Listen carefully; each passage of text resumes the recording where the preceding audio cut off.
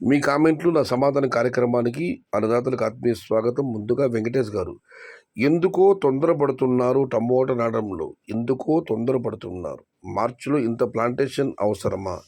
మనకి ఇంత తొందరగా ప్లాంటేషన్ చేయడం అవసరమా? ఫార్మర్స్ జాగ్రత్త, 2 years నుంచి తొందరపడ్డది చాలు. 4 నెలలో నాటుకోండి. యుద్ధం ఒకవైపు, ప్లాంటేషన్ ఒకవైపు. ఏమి అవుతారో మన రైతులు, నాకు చాలా భయంగా ఉంది అన్న. మార్చిలో నాటితే మార్చి, ఏప్రిల్, మే 2వ వారంలో అలా టమాటాలు వస్తాయన్న. మే తర్వాత కాస్త ఉత్తర భారతాలు కూడా ఎగుమతులు ఆరంభం అవుతాయి. కొద్ది కొద్దిగా వ్యాపారాలు కూడా స్టార్ట్ అవుతాయి. గత సంవత్సరం కంటే ఈ సంవత్సరం ఒక్క విషయం మాత్రం మనం చెప్పుకోవాలి, ఫిబ్రవరిలో అయితే మాత్రం భారీ ప్లాంటేషన్ జరగలేదు. సీజన్లో ధర ఏముంటుందేమో, అది అవుటా క్వశ్చన్, దైవాధీనం. మార్చి, ఏప్రిల్ తొలి వారం, 2వ వారంలో ప్లాంట్ చేయడం తప్పు లేదు, ఎందుకంటే అప్పటికి ఉంటుంది కాబట్టి ఎక్స్పోర్ట్. అయితే మీ కామెంట్ బాగుంది, ఎందుకో తొందరపడుతున్నారు టమోటా నాటడంలో? ఇంత తొందరగా ప్లాంటేషన్ చేయడం అవసరమా ఫార్మర్స్? 2 సంవత్సరాల నుంచి తొందరపడ్డది చాలు. 4 నెలలు నాటుకోండి. ఎస్, 3-4 నెలలు ప్లాంటేషన్ తప్పు లేదు. కానీ ఒక విషయం, గత సంవత్సరం మాదిరిగా భారీగా మాత్రం చేయొద్దండి. 6 ఎకరాలు, 10 ఎకరాలు, 20 ఎకరాలు, 25 ఎకరాలు మితంగా నాటుకోండి, ఆదాయాన్ని పొందండి.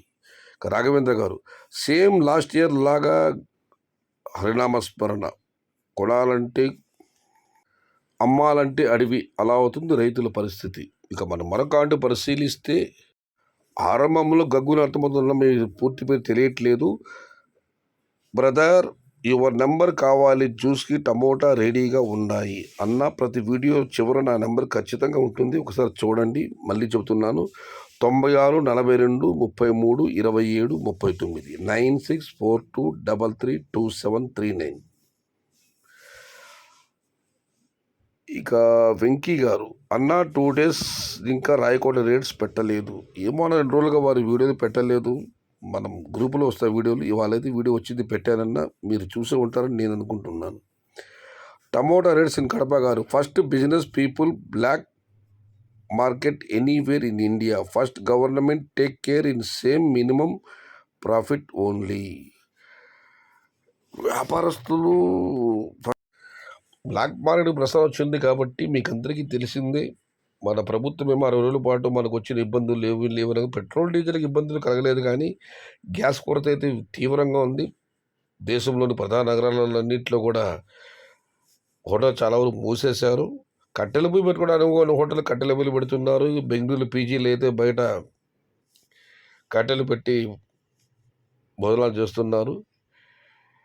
ఈ హోటల్ మూతపట్టడం వల్ల టమోటాలు ధర దారుణంగా పడి, టమోటా ధర తగ్గడానికి కారణమే యుద్ధం, గ్యాస్ లేకపోవడం. కమర్షియల్ గ్యాస్ ఎక్కడ దొరకడం లేదు. సందెట్లో సడేమేలా ఇప్పుడు గ్యాస్ సిలిండర్లు 2500 బ్లాక్లు ప్రస్తుతం అమ్ముతున్నారట, నాకు తెలిసి వచ్చిన సమాచారం. ప్రజల కడగండ్లు ఈ బ్లాక్ మార్కెట్ వ్యాపారస్తులకి ఆదాయపు సుడిగుండాలు. ఏం చేయలేం. ప్రస్తుతానికైతే మన దేశంలో పెట్రోల్ డీజిల్ ధరలు ఎక్కడా పెరగలేదు. గ్యాస్ కొరత మాత్రం తీవ్రంగా ఉంది. యుద్ధం చూస్తే ఆగేటట్లు లేదు. దేవుడే కాపాడాలి. అందుకే యుద్ధం వద్దు, శాంతి ముద్దు అన్నది. కానీ ఈ పెట్రోల్ పంప్ ఆగడం లేదే. యుద్ధం యుద్ధం యుద్ధం యుద్ధం అని చెప్పి ప్రపంచం అతాకుతలమైపోయింది. ఇక మనం మరొకటి పరిశీలిస్తే, ఏమైనా పెట్రోల్ పంపు మాత్రం దీని తగ్గ ఫలితం అనుభవించి తీరాలుతుంది. మనం మరొకటి పరిశీలిస్తే, యుద్ధానికి ముందైతే మన దగ్గర కొనాలి, రష్యా దగ్గర నుంచి మీరు ఇంధనం కొంటే మీకు టారిఫ్లు భారీ విధిస్తామన్నాడు. ఇప్పుడేమో రష్యా దగ్గర మీరు 4 రోజుల పాటు మీరు ఇంధనం తీసుకొని చెప్పి వెసులుబాటు ఇచ్చాడు. మీరు 4 రోజులు కొనడం వల్ల రష్యాకు వచ్చే ఆదాయం ఏమీ లేదు. గతంలో అయితే మీరు రష్యా దగ్గర ఆయన చమురు కొనడం వల్ల ఉక్రెయిన్ యుద్ధానికి మీరు పరోక్షంగా రష్యాకు సహకరిస్తున్నారని చెప్పి డాంబికలు పెరిగాడు పెట్రోల్ పంపు. ఇప్పుడు ఇలా మాట్లాడుతున్నాడు డబల్ డెక్కర్ మనిషి. ఆ మనిషికి తగ్గ ఫలితం అనుభవించి తీరాలన్నదే నా ఆశ. ఆ పైన కాలమే నిర్ణయించాలి. ఇక రాఘవేంద్ర గారు, వార్కి టమోటాకి సంబంధం లేదు అన్నావు కదా అన్నా, ఇప్పుడు ఏమీ అంటావు? ఇదివరకు చెప్పాను కదా రాఘవేంద్ర గారు, యుద్ధం వస్తుంది కానీ మన దేశానికి గ్యాస్ కొరత వస్తుందని ఎవరు ఊహించలేదు. ప్రభుత్వం కూడా అదే చెప్పింది. ఇదివరకు చెప్పడం 60 రోజులు పడ్డ మనకు వచ్చిన ఇబ్బంది లేదని. కానీ యుద్ధం ఆరంభమైన 10వ రోజే గ్యాస్ కష్టాలు ఆరంభమయ్యాయి. పెట్రోల్ డీజిల్ అయితే ఇప్పటికి ధర పెరగలేదు, అదైతే వాస్తవం. ఇలా అవుతుందని ఎవరు అనుకోలేదన్నా. గ్యాస్ కొరత వస్తుందని, హోటళ్ళు మూతపడతాయని ఎవరు అనుకున్నది? ఎవరు అనుకోలేదు. దానివల్లే టమాటా ధర తగ్గింది. నేను చెప్తే 3 days బ్యాక్ అలా ఏమీ ఉండదు అన్నావు. అదే అన్నా, దీని గురించి ఇప్పుడే చెప్పాను. సాఫ్ట్వేర్ ఇంజనీర్కి వర్క్ ఫ్రమ్ హోమ్ ఇచ్చారు మండే నుంచి. నేను చెప్పాను 3 days బ్యాక్ టమోటాలకు డిమాండ్ రాదు అన్నావు కదా. ఇప్పుడు ఏది ఉద్యోగం చెప్పారు రాఘవేంద్ర గారు, ఎవరు ఊహించారు గ్యాస్ కొరత వస్తుందని, హోటళ్ళు మూతపడతాయని? ఇక ఎన్ చరణ్ గారు, గ్యాస్ దొరకకపోతే only tomato rice and tomato రసం పచ్చళ్ళు మాత్రమే చేస్తున్నారు. పొయ్యి మీద సో రేట్ పెరుగుతుందా?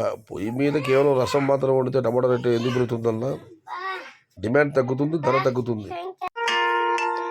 ఇక MRR 8466 గారు, war will continue, so roads will be down due to sales will not be there.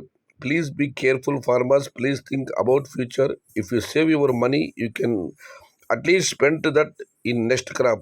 If hotels will close due to LPG defect, you people will be in same situation like last year. ఇది అదే చెప్పాను, gas కొరత వల్ల hotel అన్ని మూసేశారు కాబట్టి ధర తగ్గిందని చెప్పి. అందుకే అన్నదాతలు జాగ్రత్తగా ఉండండి,